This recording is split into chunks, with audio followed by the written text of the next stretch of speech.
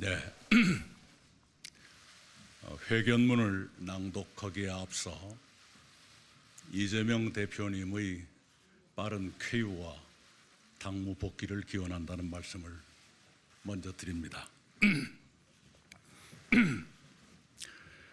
존경하는 국민 여러분, 더불어민주당 당원 여러분, 우리는 2023년 어두운 한 해를 보내고 2024년 새해를 맞았습니다. 새해에는 가정마다 살림 걱정 덜하고 국가도 세계도 평화를 회복했으면 좋겠습니다. 여러분 모두 새해 복 많이 받으시기 바랍니다. 오늘 저는 24년 동안 몸담았던 민주당을 벗어나 새로운 위치에서 새로운 방식으로 대한민국에 봉사하는 새로운 길에 나서기로 했습니다. 그동안 수많은 사람들이 민주당을 들락날락했지만 저는 민주당을 한 번도 떠나지 않고 지켰습니다. 그렇게 저에게 마음의 집이었던 민주당을 떠난다는 것은 참으로 괴로운 일이었습니다. 저는 오랫동안 고민하며 망설였습니다. 그러나 민주당은 저를 포함한 오랜 당원들에게 이미 낯선 집이 됐습니다. 민주당이 자랑했던 김대중과 노무현의 정신과 가치와 품격은 사라지고 폭력적이고 저급한 언동이 횡행하는 1인 정당, 방탄 정당으로 변질했습니다. 민주당의 정신과 가치를 지키고 구현할 만한 젊은 국회의원들이 잇따라 출마를 포기하는 지경에 이르렀습니다. 당내 비판자와 저의 지지자들은 2년 동안 전국에서 수박으로 모멸받고 처단의 대상으로 공격받았습니다. 저는 그러한 잔인한 현실이 개선되기를 바랐지만 오히려 악화됐습니다. 포용과 통합의 김대중 정신은 실종됐습니다. 민주당의 피폐에는 저의 책임도 있다는 것을 인정합니다. 특히 민주당 소속 시장의 잘못으로 2021년에 치러진 서울시장, 부산시장 보궐선거에 기존 당헌을 고쳐가며 후보자를 낸 것은 제가 민주당 대표로 일하면서 저지른 크나큰 실수였습니다. 대통령 선거를 1년 앞둔 시기에 서울과 부산의 공조직을 가동하는 것이 대선 승리에 도움을 줄 것이라는 얕은 생각을 제가 떨쳐버리지 못했습니다. 또한 2020년 국회의원 선거를 앞두고 공동선대위원장으로 일하면서 민주당 지도부의 위성정당 허용 결정에 제가 동의한 것도 부끄러운 일이었습니다. 저의 그런 잘못을 후회하면서 국민과 당원 여러분께 사과드립니다. 저의 오늘 결정에 대해 저의 아버지처럼 오랜 세월 보상도 이름도 없이 헌신하시는 당원 여러분께 이해를 구합니다. 저는 지금의 민주당이 잃어버린 민주당 본래의 정신과 가치와 품격을 지키고 실현하기 위해 새로운 길에 나섭니다. 저는 죽는 날까지 그 정신과 가치와 품격을 지키겠습니다. 저를 이렇게 몰아세운 것은 무엇보다도 대한민국의 위기였습니다. 저는 이 국가적 위기를 외면해서는 안 된다고 판단했습니다. 지금 대한민국은 안팎으로 추락하고 있습니다. 대한민국은 암흑기에 들어섰습니다. 윤석열 정부는 1987년 민주화 이후 최악의 정부로 기록될 것이 확실합니다. 윤석열 정권은 국정의 거의 모든 분야에서 전례 없는 퇴행과 난맥을 계속하고 있습니다. 대한민국은 침몰로 갈 것이냐, 지속 가능 국가로 회복될 것이냐의 마지막 기로에 섰습니다. 국가적 위기의 핵심은 정치의 위기입니다. 무능한 정권과 타락한 정치가 각자의 사활에만 몰두하며 국가의 위기를 심화시킬 뿐 국가 과제의 그 어느 것도 해결하지 못하고 있습니다. 이 망국적 정치는 민생의 고통을 덜어드리지 못하고 있습니다.